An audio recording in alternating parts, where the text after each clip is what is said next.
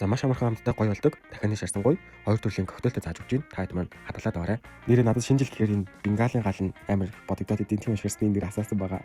За хамгийн түрүүлээ дахианы гоёа хэсгэзэн маш шаардлагатай. За өнөөдөр би 4 ширхэг дахианы гоёыг за дээрээс нь багтрын зүсээд за амтлаганд hard beers, улаан beers, oyster sauce, ургамлын тоос, сарамсны нундаг, давс амтлагаар хийгээд садрт хараагаад өгнө. Шар шүгэнд 190 градуст 20 минут шарж өгөөд ноогоо инээ дээрээс та ноогоо бэлтцгээе. Hard beers, улаан beers, сарамсны нундаг, oyster sauce, ургамлын тоосоор амтлаад өгнө.